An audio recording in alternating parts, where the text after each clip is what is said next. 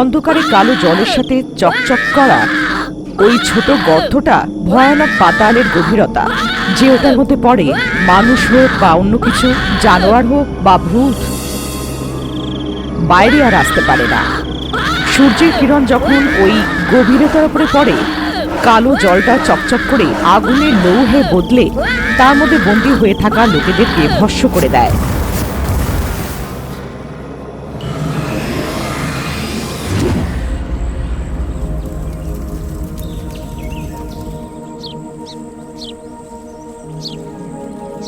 ভূমি মালকিন, আমাদের গ্রাম থেকে প্রথম দুধ এনেছি, নিন, খেয়ে নিন। আরে টক, কতদিন খাইনি দাদা। ভূমিকে সবাই ভালোবাসার চোখে দেখে মালকিন করে আদর করে ডাকা বিড়াল ভূত সহ্য করতে পারছিল না। এই কিছুদিন আগে ওদের মধ্যে আসা ভূমিকে রাজকুমারীর মতন ব্যবহার করা বিড়াল ভূতের মধ্যে খুব ঈর্ষা জাগাচ্ছিল। একদিন, আরে তুমি বেড়াল ভূত, কত সময় ধরে তোমাকে ডাকছি, তুমি শুনছো না? চলো পাশের গ্রামে গিয়ে শ্মশান থেকে তাবার মুদ্রা নিয়ে আসি। আরে এইভাবে ডাকলে ভালো হবে না, বলে দিলাম। সম্মান খুব দরকার। কাল পরশু আসা ভূমিকে রাজকুমারীর মতন সম্মান দেওয়া হচ্ছে, তাকে সম্মান নিয়ে ডাকা হচ্ছে, আমাকে কেন না? ভূমির তোমার সঙ্গে তুলনা, পাগল হয়ে গেছো নাকি? লোকিকে তার বয়সকে ফেরত আনার জন্য লোকের জীবিত থাকার মুখ্য কারণ আমি। যদি আমি না হতাম, ভূমি সবসময়ের জন্য বুড়ি হয়ে থাকতো, বুঝলে? তাই সবাই আমাকে সম্মান দিতেই হবে। কোনো সম্মান ভূত ধরেছে মনে হয়। এমন নয় বেড়াল ভূত, তোমার জন্যই তো লোকি বেঁচে আছে। আর এইটা ভাবা সব থেকে বড় মূর্খামি। এটা আমাদের পরিবার সদস্যর মধ্যে প্রেম ভালোবাসা থাকা উচিত। কিন্তু তুমি সম্মান চাইছো হঠাৎ কেন? যদি তোমার কাছে বেতাল মুকুট কিংবা পাতাল মুকুট, যদি তার থেকে বেশি শক্তিশালী কিছু থাকতো, তাহলে তোমারও সবাই সম্মান করতো। তুমি যা বলছো সেটা সত্যি। আমি এক্ষুনি গিয়ে কোনো না কোনো শক্তি প্রাপ্ত করে আসবো, তারপর সবাই আমাকে বেড়াল ভূত দেবী বলে ডাকবে। কি ব্যাপার, দুই বন্ধু মিলে কোনো রহস্য কথা বলছো নাকি? এইভাবে মন্ত্র জানা কাকি ডাকার পরেও বেড়াল ভূত রেগে ওখান থেকে উড়ে যায়। নাটা ভূত বেড়াল ভূতের রাগের কথা মন্ত্র জানা কাকিকে সবটাই বলে। ও, আমাদের বেড়াল ভূতের সম্মান ভূত কামড়েছে, চলো ওটাও দেখি। এইটা বলে ওরা দুজনে ওখান থেকে চলে যায়। ঘরের পেছনে প্যাঁচার রূপে কালো বর্ণ পিশাচ বসেছিল। এদের দুজনের কথা শুনে ফেলে। কালো বর্ণ ক্রোধিমার জাসুস পিশাচ কাউকে না দেখা দিয়ে প্যাঁচার রূপে ঘুরে মন্ত্রজানা কাকের রহস্যগুলোকে ক্রোধিমার কাছে পৌঁছানোই এর কাজ। বেড়াল ভূত রেগে মন্ত্রজানা কাকির কাছ থেকে বেরিয়ে গিয়ে কোনো না কোনো শক্তি প্রাপ্ত করতে বেরিয়েছে, এই কথাটা ক্রোধিমাকে জানায়। এটা আমার প্রতিশোধ নেওয়ার সময়। বেড়াল ভূতকে নষ্ট করে দিলে ওই মন্ত্রজানা কাকির চোখ থেকে জল বেরোবে। বেশ বদলে গিয়ে আমি বেড়াল ভূতকে আকর্ষিত করব। গা গো গৌরকা গাব্রকা প্রা বো বোরকা বিকরা কারাকা যা জো জোরকা জাগ্রকা কারাকা মা মৃগ মৃত্যু মরণ কারকা। এরম ভাবে মন্ত্র পড়াতে ক্রোধিমা একটা বৃদ্ধ মহিলার রূপে বদলে যায়। ওর মাথায় একটা নকলি বেতালের তাজ চকমক করে। এ কি ক্রোধিমা, তোমার মাথায় বেতালের তাজ রয়েছে কি? এইটা একটা নকলি বেতালের তাজ। ওই বেড়াল ভূতকে ভুল বোঝানোর আছে। ওই বেড়াল ভূতের অভিমান ওর বিনাশের কারণ হবে। চলো, চলা যাক।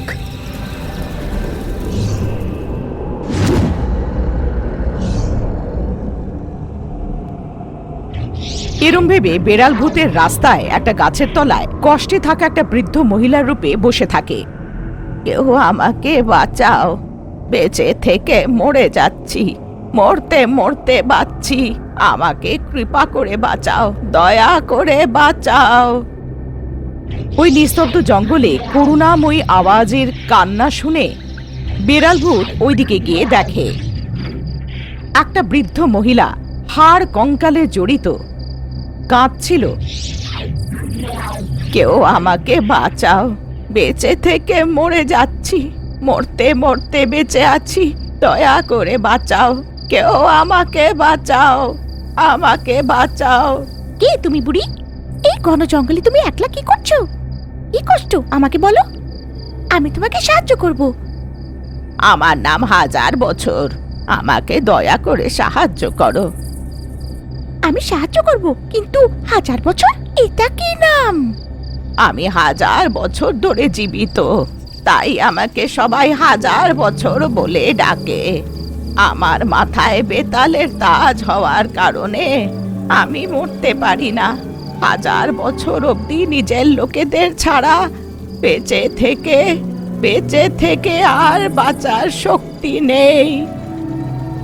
ও, তুমিও আমাদের দাদির মতন বেতালের তাজ পেয়ে বেঁচে আছো?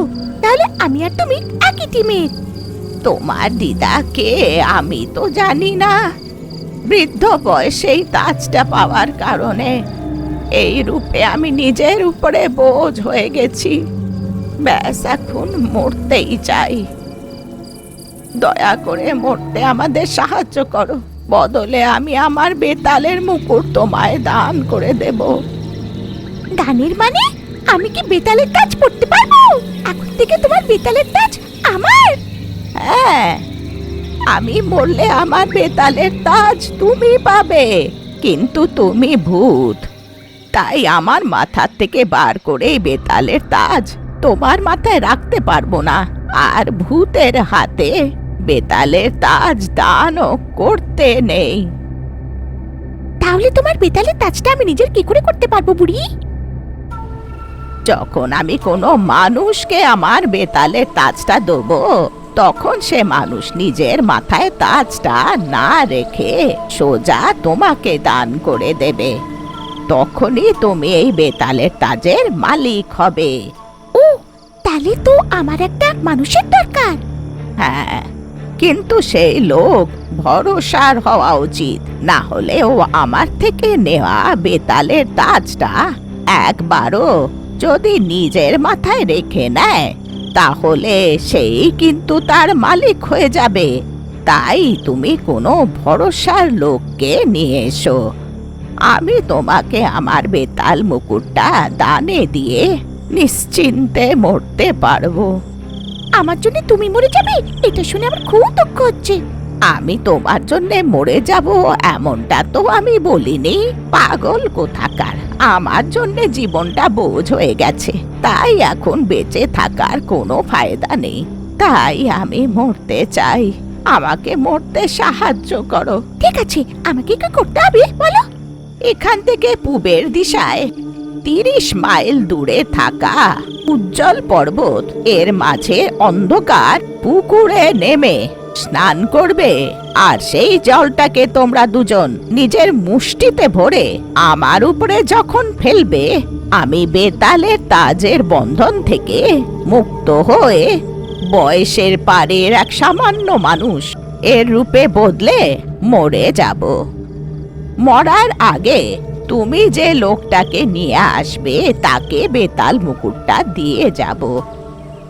এইটা বলে ওকে কি করতে হবে, কোথায় করতে হবে, কোথায় যেতে হবে সব বিস্তারিতভাবে জানিয়ে ওই বৃদ্ধটা আসলে ক্রুধিমা এই কথাটা না জেনে বেড়াল ভূত চোখ বুজে ওকে বিশ্বাস করে ফেলে। তুমি আমার থেকে বেতালের তাজটা দানের রূপে স্বীকার করছো, এটা কোনো তৃতীয় লোক যেন না জানতে পারে, এমনকি তোমার সাথে এসে থাকা লোকও যেন না জানতে পারে। যদি জানতে পারে তাহলে বেতাল তাজ বিস্ফোরণ হয়ে যাবে, সাবধান। ঠিক আছে, আমি বুঝে গেছি। আমি এখনই আমার বন্ধুর সাথে গিয়ে কালো জল নিয়ে আসছি। এইটা বলে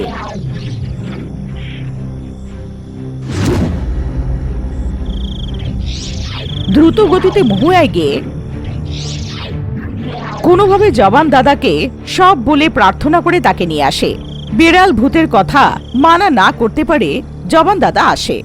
আমরা দুজনে কোথায় যাচ্ছি এটা কিন্তু কাউকে জানাবে না, আর তুমিও আমাকে কিছু জিজ্ঞেস করবে না। আরো একটা কথা, তোমার বেতাল তাজটা এখানেই ছেড়ে যেতে হবে, ঠিক আছে? ঠিক আছে, কিন্তু মন্ত্র কাকিকে এটা বলে আসি। আমরা এক্ষুনি আসবো। তাহলে কাকিকে বলার দরকার কি? চলো চলো, বেশি সময় নেই।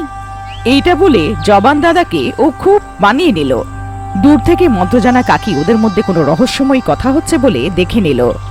এর মধ্যে ভূমি এসে, আরে বিড়াল ভূত, তুমি কোথায় চলে গেছিলে? আমি তোমায় খুঁজলাম। জবান দাদা আমার জন্য টক নিয়ে এসেছে, তুমি খাবে? আমি কি কি তোমার চাকরানি? এই ওই এরম ভাবে ডাকছো? তোমার থেকে আগে জন্মেছি, আমাকে সম্মান দেওয়া উচিত কি না? আচ্ছা আমাকে ক্ষমা করো বেড়াল ভূত দেবী, আগে তো এমন কোনোদিন করেনি। বেড়াল ভূত কেমন যেন আজও ব্যবহার করছে। সবকিছু দেখে মন্ত্রজানা কাকি বুঝে গেল কিছু তো একটা হচ্ছে। ও বেড়াল ভূতকে ডেকে একটা চকচক করতে থাকা ফল দিল। এটা বেতালের প্রসাদ, বেতাল বলল এটা শুধু তোমাকেই দিতে। এটা বলাতে বেড়াল ভূতের চোখ খুশিতে চকচক করে উঠল। মন্ত্রজানা কাকি যে ফলটা দিয়েছিল সেটাও গিলে নিয়ে ওখান থেকে চলে গেল। বেতাল ভূত বেড়াল ভূতকেই শুধু দেওয়ার জন্য কোন ফলটা দিল শাশুমা? এটা কোনো প্রসাদ নয়, এটা প্রাণবল্লী নামের একটা দুর্লভ ফল। এটা হজম করার সবার শক্তি নেই। এটার মহিমা তোমরা তাড়াতাড়ি জানতে পারবে। জওয়ান দাদাকে নিয়ে ওই বৃদ্ধের বলা উজ্জ্বল পর্বতে গিয়ে মধ্যরাত্রি হয়ে গেছিল। যেই দুজনেই জলে নামলো, জলের তলায় বিকৃত দুটো হাত ওদেরকে টেনে নিল। দুজনে আর বাইরে আসতে পারছিল না, সাহায্যের জন্য চিৎকার করছিল। কিন্তু ওই নির্মম জঙ্গলে ওদের চিৎকার শোনার মতন কেউ ছিল না। কি বেড়াল ভূত, ঠিক সময়তে বেতাল মুকুটটাও আমার কাছে নেই। তোমাকে এইখানে আসতে কে বলেছিল? তোমার উপরে ভরসা করে এইখানে এসে অনেক বড় ভুল করলাম। আমাকে ক্ষমা করো, তোমার প্রাণ সংকটে আনার জন্য আমার দায়িত্ব। এইটা বলে সব বিস্তারিত ভাবে জানালো। আরে বেতাল মুকুটটা সব থেকে আগে নিশাচর তান্ত্রিক নিয়েছিল। তার আগে কেউ বেতালের মুকুট অর্জন করতে পারেনি। কেউ প্রতারণা করেছে আর এইখানে ফাঁসিয়ে দিয়েছে। দুজনে যখন ওখান থেকে বার হওয়ার উপায় ভাবছিল তখন এই বুড়ি এলো। এক ঝটকায় দুই পাখির শিকার এটাকেই বলে। ওই মন্ত্র জানার কাকির দুই প্রিয়জন কালের গলায় ঢুকে যাবে। যখন ওই বুড়ি মন্ত্র জানা কাকি অশ্রুপূরিত হবে আমি আনন্দে দেখব। মন্ত্র কাকিকে মেরে দেবে এমন কেউ জন্মায়নি, মূর্খ কোথাকার। সাহস থাকলে এইখানেই এসো, আমাদের বাঁচানোর জন্য কাকি নিশ্চয়ই আসবে আর তোমাকে এইখানে পুঁতে দেবে। চলো এটাও দেখা যাক। এইটা বলে ভয়াবহ ভাবে হেসে ওইখান থেকে গোলাম প্রেতের উপরে চড়ে চলে গেল। ওইদিকে মহুয়ায় বেড়াল ভূত জওয়ান দাদা যখন মধ্যরাত্রির পরেও বাড়ি পৌঁছলো না, ভূমি ওদের জন্য অপেক্ষা করছিল। ওরা অনেক দেরি অবধি পৌঁছালো না। ও তখন লুকির কাছে গেল। বিড়াল ভূত জওয়ান দাদা এরা কোথায় চলে গেল? এখনো বাড়ি ফিরলো না। আমার যেন একটু সন্দেহ হচ্ছে, এরা কোথায় গেছে? বেড়াল ভূত, যেখানে আছো আমার কাছে এসো। মন্ত্রজানা কাকি ও জওয়ান দাদা আর বেড়াল ভূতকে ডাকলো, কিন্তু ওরা আসলো না। মায়াবী দর্পণেও ওদেরকে দেখতে পাওয়া গেল না। এমন কিছু একটা হতে চলেছে আমি এটা বুঝে গেছিলাম, তাই আমি সতর্ক ছিলাম। গাবরা জামান গাবরা জামানজু গাবরা জামান গাবরা জামানজু। এই মন্ত্রপাঠ করার পরে বাইরে বেরিয়ে আকাশের দিকে তাকিয়ে পাহাড়ের পেছন থেকে জঙ্গলের মধ্যে থেকে একটা চকচক করতে থাকা আলো আকাশে উঠছে। ওইখানে আছে বিড়াল ভূত, চলো যাই। গগনবায়ু বেকম বকা বকা রাই রাই বিহঙ্গদ ব্যতেজম বেকা বেকা রাই রাই।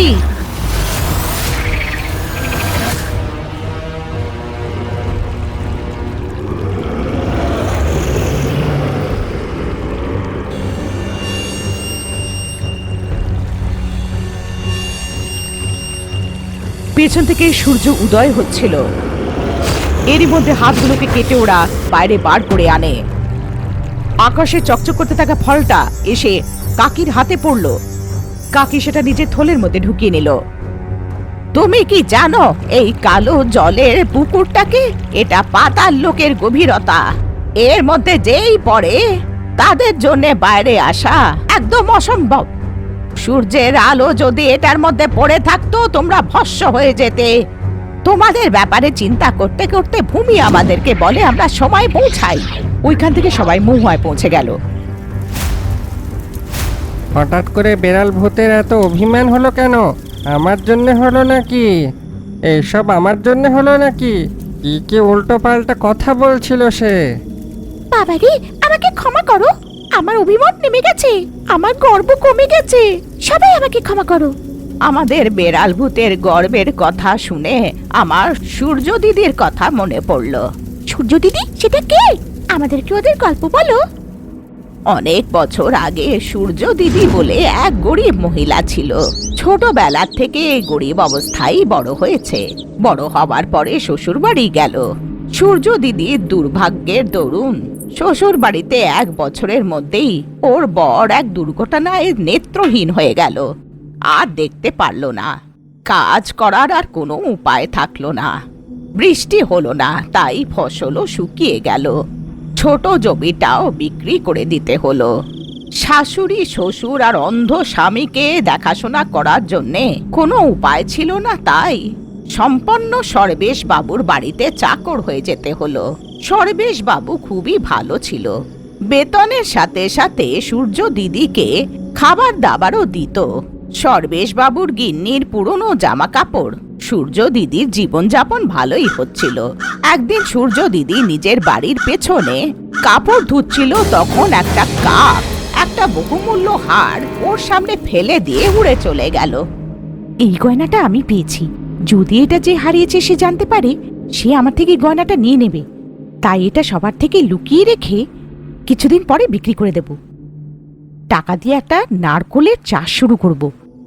গরু কিনবো, নারকোলের ব্যবসা, দুধের ব্যবসা করে যে টাকাটা আসবে বড় বাড়ি বানাবো। ভালো কাপড় কিনে বেশ ভালো করে থাকবো।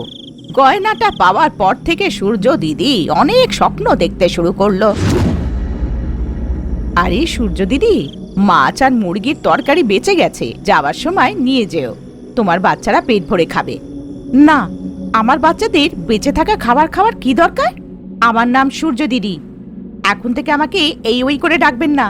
এইটা বলে ওখান থেকে রেগে মেগে চলে যায়। আগে কখনো এরকম হয়নি, তাই সর্বেশ বাবু চমকে দেখতে শুরু করলো। সময় পেরোনোর সাথে সাথে সূর্য দিদির ব্যবহার সর্বেশ বাবু ভালো লাগলো না, চাকরি থেকে বার করে দিল। গেল তো গেল বেকার চাকরি। আজকে শহরে গিয়ে গয়নাটা বিক্রি করে দেবো, টাকা দিয়ে ব্যবসা করে বড় লোক হয়ে থাকবো। তারপর দেখাবো সূর্য দিদি কি জিনিস। এরকম ভেবে শহরে গিয়ে গয়না বিক্রি করতে গেল, কিন্তু গয়নাটা নকল ছিল, একটা দামও পাবে না। এইটা জেনে সূর্যের মাথা ঘুরতে শুরু করলো। গয়না দেখে মাথা অভিমান চড়ে গেছিল। ওর আর ওর পরিবারের পেট চালাচ্ছিল যে মালিক, তাকে উল্টো পাল্টা বলাতে ওর এখন আফসোস হচ্ছিল। সর্বেশ বাবুর পা ধরে যা যা হয়েছিল সব বলে ক্ষমা চাইলো, কিন্তু ততক্ষণে সর্বেশ বাবুর বাড়িতে আরেকটা চাকরানি রাখা হয়ে গেছিল। তাই সূর্য দিদি ওই বাড়িতে আর স্থান পেল না। ওর অবস্থা এমন হয়ে গেল যেন কড়ার থেকে আগুনে। তাই আমাদের বড়রা সবসময় বলে, অহংকার আর গর্ব মাথায় ঢুকে গেলে পতনের সময় শুরু হয়। বেড়াল ভূত, এক কথা বুঝে নাও, বেতালের তাজ একটা দায়িত্ব, অধিকার নয়। যদি আপনি বেড়াল ভূতের জায়গা হতেন, তাহলে কি আপনি ক্রুধিমার থেকে বেতালের তাজ নিতেন?